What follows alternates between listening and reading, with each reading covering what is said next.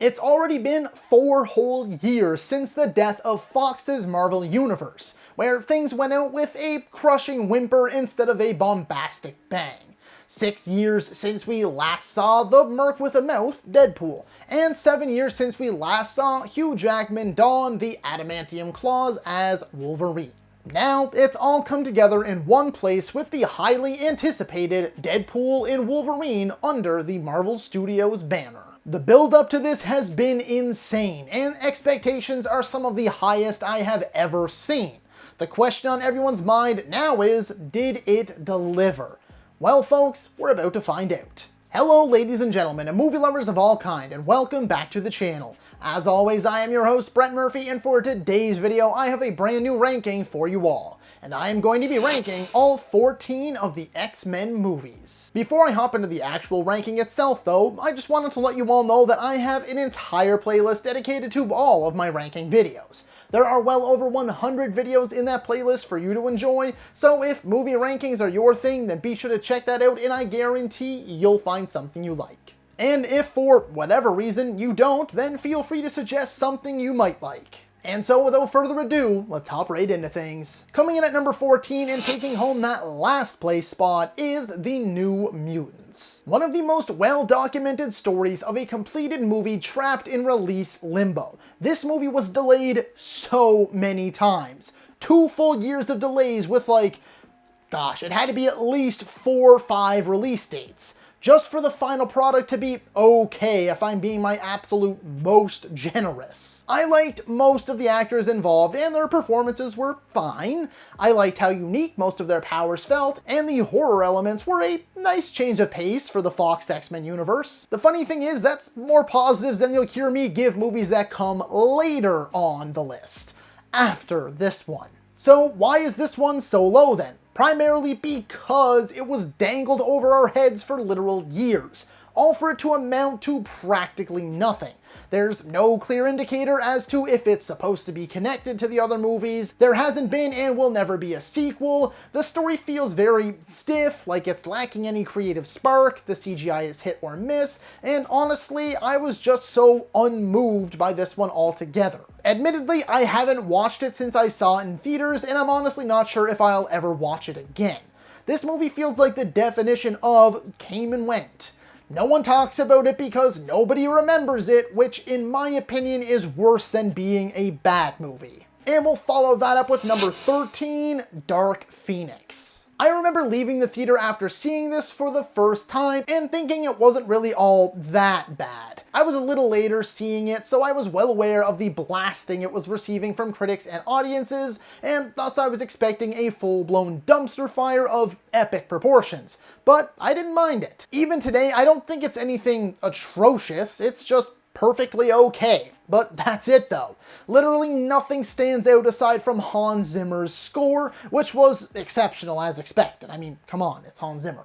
And so the problem with that is that I have no desire to ever revisit it. I simply can't be bothered. It botches the Dark Phoenix saga storyline, yet again like The Last Stand did. Even poor Fassbender and McAvoy seem bored to tears. It doesn't feel like a conclusion, nor does it lead to anything else. It's just an absolutely nothing movie. There's not even like a cool Quicksilver running scene that can save it, and spoiler alert if you're an X-Men fan and haven't seen this one yet for whatever reason, but they kill off Jennifer Lawrence's Mystique super early on and in the most anticlimactic way possible. So no, I don't despise this movie like some people do, but that's just because I don't think about it at all to begin with. It didn't even disappoint me because I wasn't looking forward to it anyway.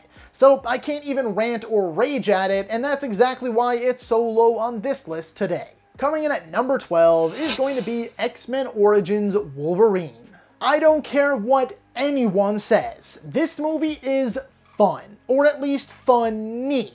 Either way, I enjoy it and I will be making no apologies. I still vividly remember seeing this movie in theaters twice, and at the prime age of 10, this shit was my jam.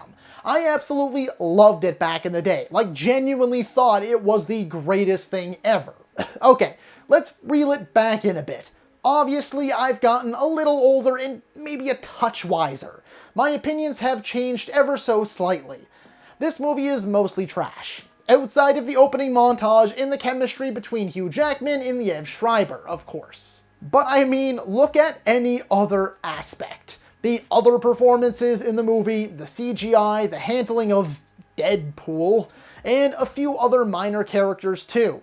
The feeble attempts at humor, the inconsistent tone, cheesy dialogue, weak story, poor pacing, you name it, this movie most likely has it. But even with all that, I find myself revisiting this movie every now and again and having a pretty good time. Whether it's the nostalgia or the fact that, for me at least, it enters that so bad it's good territory, this movie entertains me. I don't know what else you want me to say. Hopping into that number 11 spot, just missing the top 10, is X-Men Apocalypse. I've always been very mixed on this one. For the most part, I think it's a bit of a snooze fest, but every now and again I'll remember one of the few cool scenes it has, and then get the sudden urge to watch it again. Though I hate the design, I loved Oscar Isaac as Apocalypse. I wish they just took the Josh Brolin as Thanos approach. He's got some pretty memorable lines, and I think his performance is great. But the physicality isn't there, and he doesn't ever flex enough to feel remotely threatening. It doesn't feel like there are any real stakes at all. I think that Michael Fassbender is great once again as Eric/Magneto, and he's got some excellent moments. The Quicksilver scene in here is pretty cool too. And much like Apocalypse himself, I liked the idea of the Four Horsemen. I think they were all pretty badass, actually, but none of them outside of Magneto get enough screen time. Once again, the score is great. Visually, it's solid, but it's just slow, and again, without any real stakes, you just don't really feel much of anything. The makings of an epic flick were there, but the pieces just never fit quite into place, which is a shame coming hot off of Days of Future Past. Number 10 and the last double-digit entry on our list today is X-Men: The Last Stand. Look, some people are gonna roast me for this one, and that's okay. I can take it. For me, The Last Stand was not the first X-Men movie I ever saw. That honor goes to X2. This was the first new X-Men movie I saw. I was only young, maybe like 7 or 8, depending on the time of year, and so getting to see the third X-Men movie when it was brand new, joining in on all the excitement, was really cool for me. So that feeling of nostalgia has really stuck with me all these years later, much like X-Men Origins Wolverine. This isn't a very good movie. That's no secret. I don't think it's a terrible movie. They make some truly terrible creative decisions, but I don't think the movie itself is terrible overall. Yes, there is goofy dialogue, a rushed story with Jean, Cyclops dying the way he did, Mystique losing her powers so unceremoniously, Professor X dying the way he did, sorta. Certain characters like Angel being criminally underutilized, especially when you have Ben freaking Foster, just really rushed and messy all around. But I think it's still got some fun action though. The main players that get to keep their screen time are great. There's some memorable set pieces like the Golden Gate Bridge moving and the final battle, a phenomenal score from John Powell, plus some cheesy and corny moments that ended up being endlessly memeable. So, like I said, far from great. In fact, it's a pretty steep drop-off after the first two movies. Ratner was a terrible choice to direct, no doubt about it. But I always have fun watching this one regardless of its many shortcomings. Slashing its way into that number 9 spot is The Wolverine. Okay, from this point on, we are into the good stuff. No more shitty movies that I enjoy for nostalgic reasons, no more shitty movies that are just shitty or boring movies, or forgettable movies, at least in my humble opinion. Everything from The Wolverine forward ranges from good to great to top freaking tier, so let's go. The Wolverine is a movie I will often defend until I'm out of breath and red in the face. I enjoy it immensely. Yes, the silver giant robot transformer samurai thing at the end sucks, but everything else lands for me. I mean, it's a Wolverine solo movie set in Japan where he fights ninjas and samurais. So sick. Director James Mangold showcased immediately just how well he understood the character and knew how to deliver the solo outing he deserved after Origins. Jackman is almost at his absolute best here. He's in the best shape of his life and provides us with a stoic yet soulful and sympathetic performance. Actually, I think most of the performances in here are pretty damn good. And now after Shogun blew up, people will finally recognize Hiroyuki Sanada, a remarkably talented actor who deserved his flowers long before now. The bullet train sequence is also an all-timer for these X-Men movies. Like most of this flick, it's fast-paced, high-stakes, and undeniably exciting. I love the setting and they put it to great use. I love the opening, I love how it respects and represents Japanese culture, just so much to love. If only they didn't deliver such a sloppy finale. Claiming that number 8 spot is the original X-Men from 2000. God, I'm old. Now this one is a true trailblazer. If it wasn't for movies like Batman, Blade, this, and Spider-Man, we wouldn't have superhero movies like we have had for the last 2+ decades. It wastes no time in showcasing that the team behind this movie so keenly and deeply understood the X-Men and the themes their stories have conveyed over the years, and what the X-Men themselves represent. Now it's also no secret that many elements from this movie haven't aged the best.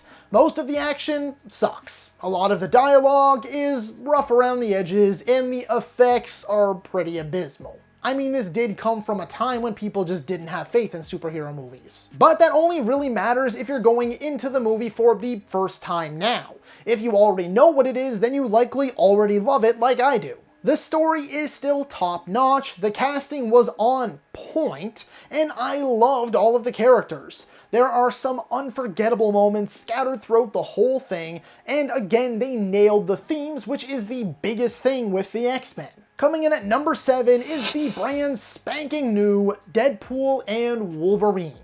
Not only is Deadpool and Wolverine exactly what I wanted it to be, but it's exactly what it needed to be. It is 110% fan service the movie. And that's not necessarily a bad thing though. Why? Because the movie never hid it from us. Every teaser, every trailer, bit of promotional material, etc. showcase that this movie was a multiversal road trip movie, and that is exactly what we get. Vulgar, violent, meta as hell, energetic, hilarious, so on and so forth as a Deadpool movie should be. I had an absolute blast. This is through and through a love letter to the Fox era, which is made even more apparent by the montage that plays at the end, which shows behind the scenes footage of all the X-Men and Fantastic Four movies. It's no secret that the Fox universe ended so unceremoniously, gobbled up by Disney, only managing to pump out the likes of Dark Phoenix and the New Mutants before the final nail in the coffin. This was made from top to bottom with that in mind. A proper send-off to those movies we all love. As expected, Reynolds and Jackman worked absolute wonders together. I mean, this is some truly magical shit. Cameos, references, and Easter eggs galore throughout the whole thing. So go in with the right mindset and you'll probably love this. Every negative review I've seen just calls it fan service the movie, and I'm just sitting there reading like, yeah, well no shit. You wanted to see Deadpool and Wolverine together, you got it, so enjoy it while it lasts. Yeah, the story is pretty weak, but it does enough. It just kind of strings things together, but like, it gets the point across. It's really the chemistry of the cast and the surprisingly strong themes of redemption, purpose, and acceptance that stuck with me and even got me a little emotional at times. This one is undeniably for the fans. Coming in at number 6 is going to be Deadpool 2. Some people are going to find this hard to believe, as I have come to realize that at some point between 2018 and now, the internet decided it hates Deadpool 2. But for the longest time, and I mean right up until I made this video, I actually preferred Deadpool 2 over the original. Now they're just tied, because this movie is a certifiable banger if you ask me. It brings back everything you love about the first one, but with a better villain, I would argue. Well, I guess there's no real true villain here outside of maybe Juggernaut, but still, Josh Brolin as Cable was freaking superb, and Zazie Beetz as Domino is arguably every bit as good. When you boil it down, the original is mostly a generic revenge tale. I feel like Wade/Deadpool actually learned something here in this sequel, as he feels responsible for Julian Dennison's character, Fire Fist. I don't think all of the comedy lands as well for most people, but that didn't really apply to me as much. However, the visuals did take a pretty big hit though, that's for sure. I really don't have many, if any, negatives. I think it's excellent and can't comprehend why so many people just seem to have decided that they hate it all of a sudden. And the first movie to enter our top 5 is X2 X-Men United. Growing up, this movie was one of my go-tos, one of my absolute favorites. I watched it on repeat, and I almost ran through the VHS tape. Yeah, we're going way back to the VHS days. Though I don't watch it quite as much these days, my admiration for it still hasn't changed. 5th place on this list is no easy task. So to still be this high up after so many years and so many more movies is impressive. This one only dropped 3 years after the original, yet feels like a massive step up in almost every conceivable way. Seriously, the action saw a huge upgrade, the dialogue feels less clunky, the visuals hold up pretty well, and it has what I would consider to be one of the greatest comic book movie openings ever. All of the returning cast members are just as good as they were in the original, if not better. The newcomers like Nightcrawler, Colossus, Pyro, Stryker, Lady Deathstrike are all welcomed additions. The story feels both bigger, yet somehow more personal too. The stakes feel higher, the world is expanded upon pretty well, and the themes are explored even more. Maybe not better, but there's still plenty of social commentary in here to satisfy those looking for it. It took all the right cues from other superhero movies that followed the first one, and all of the necessary notes from the criticism aimed at the first one, and delivered a sequel that was both bigger and better. Coming in at that number 4 spot, just barely missing out on the podium, is the first Deadpool movie. Although he did miss out on the top 3, at least he edged out his 2 successors. This movie needed to be a smash hit, plain and simple. I mean, the fact that we got it at all in the first place is nothing short of a miracle. If it wasn't for some leaked test footage that went viral and sent the internet into a frenzy, Fox never would have taken a chance on an R-rated Deadpool movie. Thankfully, the marketing killed it, and the movie was hyped up beyond their wildest dreams, and when it finally released, it had the quality to match. Funny, heartfelt, bloody, definitely raunchy, energetic, and meta. Everything it needed to be. It quickly took the box office by storm, and the rest is history. This movie paved the way for the modern-day R-rated comic book movie. Yes, there have been plenty that did it long before Deadpool. Blade, Kick-Ass, Sin City, among others. But no one came anywhere near this level of box office success, and that's just continued on since then, with the likes of Deadpool 2, Logan, Joker, and now even the MCU, which has always been super kid-friendly, is taking some chances on a more mature audience, with the likes of their upcoming Blade movie, if it does ever actually release, and apparently some others in the future too. Oh, and before I forget and move on to the next entry, Ryan Reynolds was not only perfect for the role, like he is the living, breathing embodiment of the character, but let's not forget that this movie never happens without him pushing for it for a decade plus. So whether you love him or hate him as an actor, a person, or as Deadpool, if you like Deadpool, you should be thanking him. Coming in at number 3, taking home that bronze medal, is X-Men First Class. This one came as a much-needed soft reboot after a few duds in a row. We had The Last Stand and X-Men Origins back-to-back, so Fox was sort of scrambling. They got a fresh new director in the chair in Matthew Vaughn, coming hot off the huge success of Kick-Ass, and an entirely new cast set to a retro 60s backdrop. And boy oh boy did this ever breathe new life into a franchise that felt like it might have been running on fumes. All of the casting was on point, particularly McAvoy as Charles and Fassbender as Eric. Kevin Bacon played a charming, egocentric villain, and some of the more unknown mutants actually got a chance to shine, both heroes and villains. There are some unbelievably well-acted moments in here. The whole scene in the bar with Fassbender is actually immaculate. And really, Eric's entire descent into becoming Magneto is so well executed. Same thing goes for McAvoy as Charles. He plays up the younger, more reckless and arrogant version so well, but by the end it becomes so clear why he is the way he is in the original movies. Compassionate, patient, sympathetic, and a true leader. Lawrence also gives her best performance as Mystique in here, I would argue. It's a pretty close toss-up though between this one and Days of Future Past. After that though, it seemed like she didn't really care all that much anymore. The action is spectacularly captured, showcasing everyone's abilities to their fullest extent. Well, except for that one guy who his whole thing is that he can't die, being the first one to die.